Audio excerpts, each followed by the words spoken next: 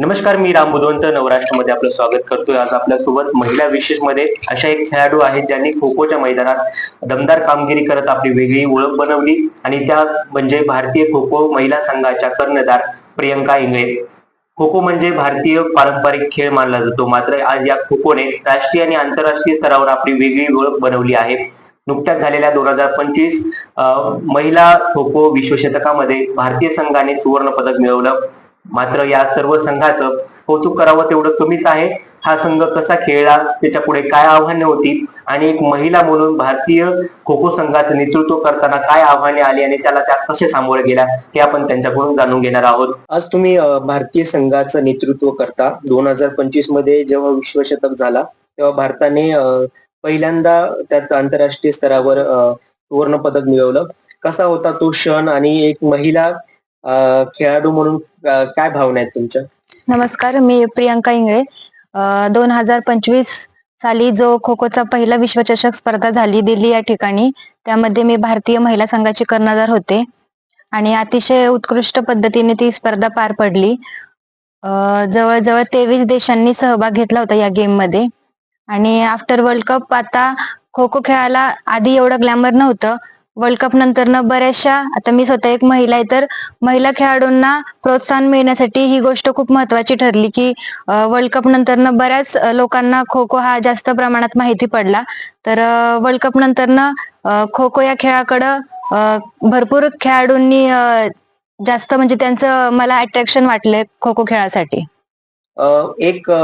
जेव्हा तुमच्या सुरुवातीचा वेळ होती म्हणजे तुम्ही खो खो कडे कसा वळल्या? अनेक खेळ होते, मात्र आपण एक पारंपरिक जो भारतीय खेळ आहे खो खो तोच खेळावा आणि त्याचं नेतृत्व करावं कसं वाटलं? आणि त्याचबरोबर एक सामान्य खेड्यातून गावातून तुम्ही देशाचं नेतृत्व करताय, तिथपर्यंतचा प्रवास कसा होता आणि काय काय तुम्हाला अनुभव आले त्यामध्ये? मी शालेय स्तरापासून खो खो खेळते.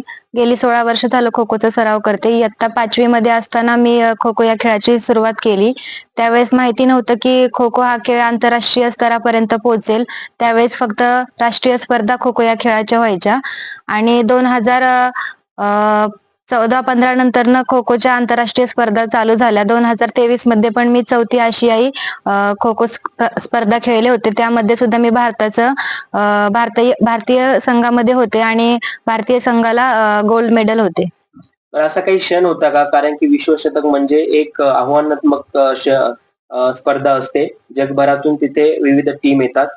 जेव्हा अंतिम सामना तुमचा नेपाळ सोबत झाला तेव्हा संघाशी तुम्ही काय संवाद साधला होता आणि कशा प्रकारे जे प्रेशर होतं त्याला तुम्ही दूर केलं होतं? काही अशी घटना घडली होती का जी तुमच्या नेहमी स्मरणात राहील विश्वचषकातली?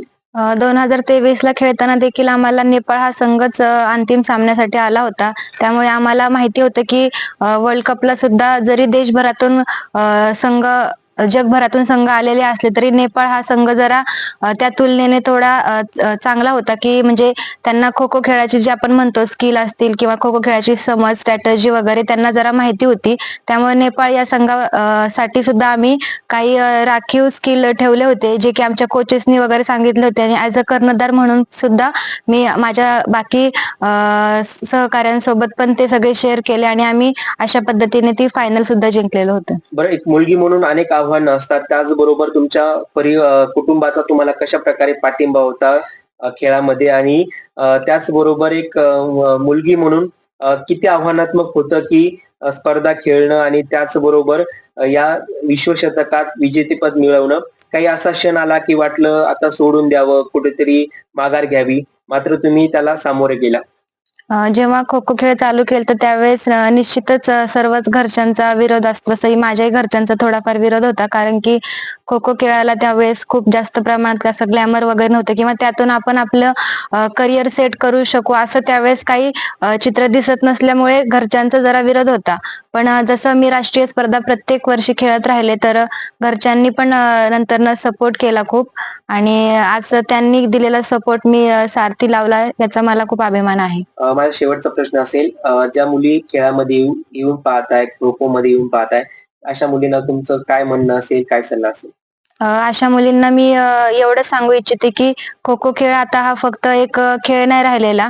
तर खो खो खेळामुळे भरपूर खेळाडूंचे करिअर वगैरे झाले. जसं की आता मी स्वतः या खो खो या खेळामुळे थेट नियुक्तीद्वारे मी क्रीडा कार्यकारी अधिकारी म्हणून पुण्यामध्ये रुजू आहे. तर खो खो खेळामुळे किंवा मी असं म्हणेल की सर्वच आपण जे म्हणतो की सर्वांनाच त्या खो खो खेळातून मोठं नाही होता येणार, पण जे सातत्य ठेवतात किंवा जे ते एक दृष्टिकोन ठेवून काम करतात त्यांना त्यांचं नक्कीच भविष्य उज्ज्वल असेल.